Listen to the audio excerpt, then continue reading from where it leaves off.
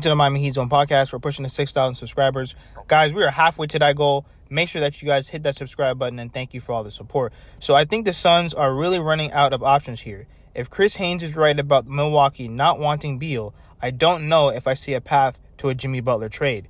There might be one, but it's going to be an unknown one that nobody really knows about. And it's true. There's always that ghost team that comes out of nowhere and sweeps in. No one ever saw the Milwaukee Bucks really as a dark horse contender for Damian Lillard, and boom, he came out of nowhere. But once again, we are not mentioning Bradley Beal. Bradley Beal pretty much said he's not leaving Phoenix. He wants to stay in Phoenix. He wants to turn things around. So until he comes out and waives that no trade clause and tells us the team he wants to go to or the teams, we're at a deadlock right now. But also, too, you know what's crazy? And we really let this just slide under the radar. That Bernie, Jimmy's agent, he's a nasty liar. Bernie came out here and said, oh, no, Jimmy Butler does not want to go to Phoenix. This is a lie. He called Shams a liar in every name in the book. People were cooking Shams.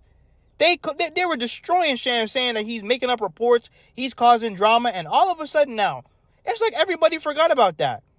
And the fact that he now really wants to go to Phoenix, he's wearing the shoes, he got the hair, and the fact that nobody checked Bernie, I just think that's wild, bro. That's why it's just so hard to believe who's right, who's wrong, because at the end of the day, people are kind of just a little bit misleading on both sides. Like I said, I think Pat is tripping a little bit with all the suspensions to a degree. Did Jimmy Butler quit on his teammates? Yes, he did.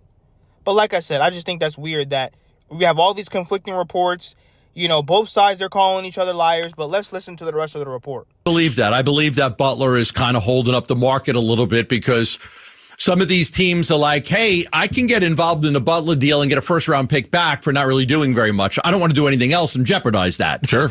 Like, why would I jeopardize that, like make this small move when I might be able to get a first-round pick back for helping facilitate a trade?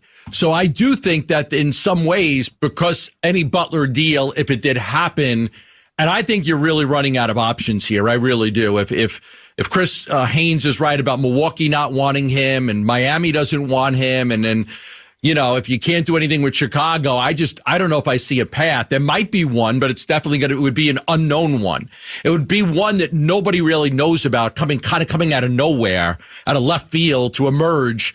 And again, something that for 6 weeks it would be a team that nobody has discussed. Yeah, there are still, we're all trying to kind of figure out what's the expiration date on this, right? Like, when does the milk go bad in the fridge? And we spoke yesterday, and you mentioned it a second ago about, you know, if Miami's out and Milwaukee's out, we don't know about Chicago. We have no idea. But at some point, from a Suns standpoint, there just might not be anywhere to send Bradley Beal to. And if that's the case, that might eliminate Phoenix from all this. Now, the wrinkle we got yesterday was the reporting from Mark Spears in which he said, look, I'm here now. Jimmy Butler will go anywhere but Memphis. I mean, he wants out. He doesn't want to be in Miami anymore.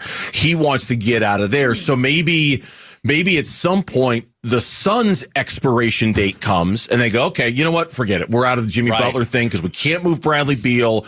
Nobody wants it. But the Jimmy Butler and where he might go, that expiration date might last a little longer. If there are 28 teams that he's willing to go to that aren't named the Phoenix Suns or the Memphis Grizzlies. So at this point, the only way that Jimmy Butler is traded is if he changes his mind on where he wants to go. The only problem is that with this new CBA, we have to worry about all these different implications. The money has to match. People don't want to go into the second apron. There's a lot of different things now that we have to worry about. Also, too, Jimmy Butler wants to get paid. I'm pretty sure the team that he's going to go to probably can't even give him the money that he wants. But let me know what you guys think in the comments. Make sure that you guys hit that subscribe button. We're pushing to 6,000 subscribers.